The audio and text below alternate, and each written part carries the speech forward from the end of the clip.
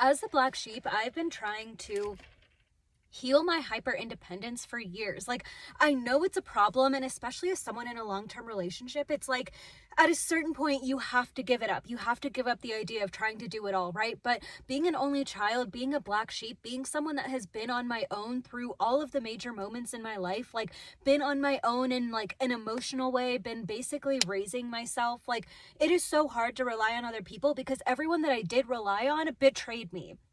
Everyone that's like legally and like spiritually responsible for my upbringing betrayed me. And like having CPTSD and all of these things makes it so hard to actually rely on someone. But I also was constantly in this cycle where I could not connect to my abundance. I could not connect to abundant energy. I just felt like I had to do it all. I felt like I was grinding. I felt like the 10 of Wands all the time, if you're into tarot, like just like burdened by all of these weights that I have to carry. I literally have chronic neck and back pain from like feeling like the weight of the world is on my shoulders, right? So like it's been a journey in trying to unlearn all of this, but literally it was not until I finally allowed people to start helping me that I was able to feel abundant. And a big part of it is knowing that like no matter what your goal is or what your dream is, other people are going to be involved. Other people are going to be a part of it. Even if you want to homestead and be on your own and be off grid, you could have an animal that gets hurt that you need someone to look at. And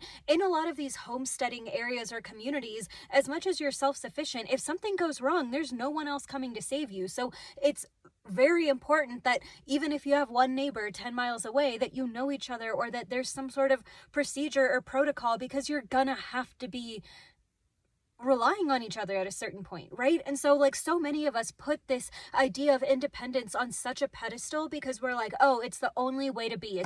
It's the only way I can survive because that's been true for you. But we also are exhausted, we're burning out, we're grinding, we are hurting our own bodies trying to get everything done. We are not in the best mental state of mind because we're putting so much pressure on ourselves. We don't allow ourselves to treat ourselves. We buy that one nice thing and then never use it. We save all these things for a special occasion which never comes around. Like it gets so frustrating to be in that mindset because you never let yourself enjoy things and you almost wear it like a badge of honor. Like, no, I've got it. But the process overall of me learning to allow other people to come in, allow myself to receive help, allow myself to not have to do it all of these things are connected to abundance and allowed me to step into my abundance. It allowed me to have the best year in my business that I've had so far. It allowed me to just unlock these new friendships and these new things where I wouldn't even have to pay for things. They would just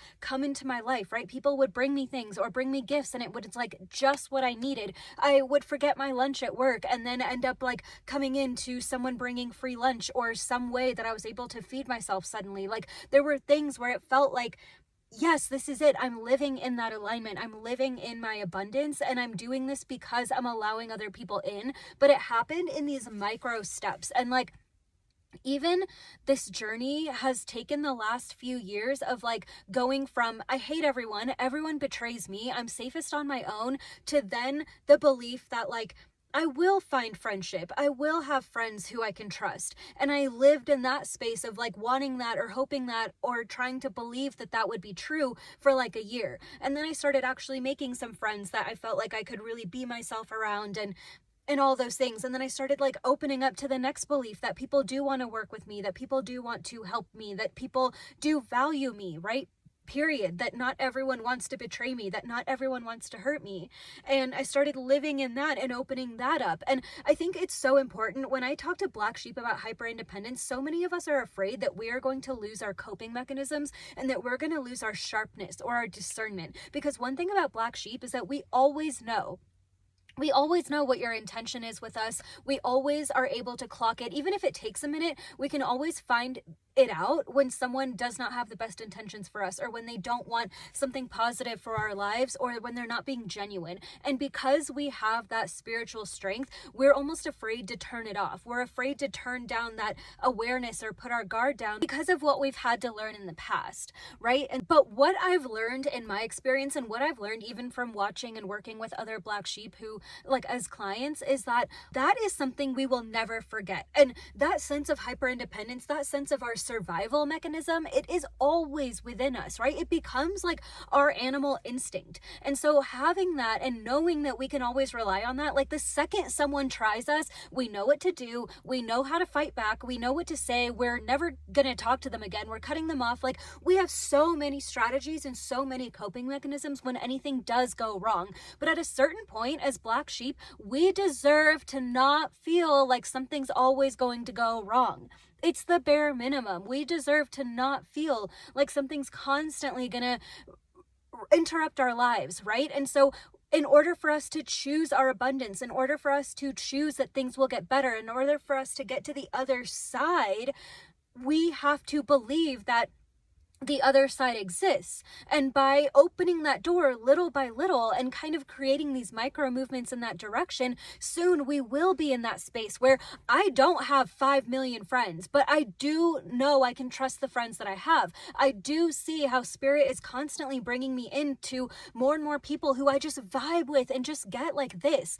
And I can see all these things happening. So I'm choosing to believe in that. I'm never going to believe that every single person out there has my back. I'm never going to believe that, you know, everyone out there is just a good person and is all good vibes and only wants the best. I've seen the other side of it, and that is part of my survival. That is part of my DNA.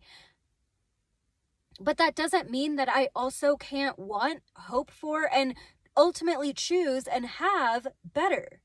And I think we all, as Black sheep, need to remember that we have to choose better. We have to want more for ourselves. Just because they wanted shit for us, just because they wanted us to fail and wanted us to ruin our lives and spoke that over us, does not mean that that is how everyone else feels. And that does not mean that that is in any way true for us. And you already know that.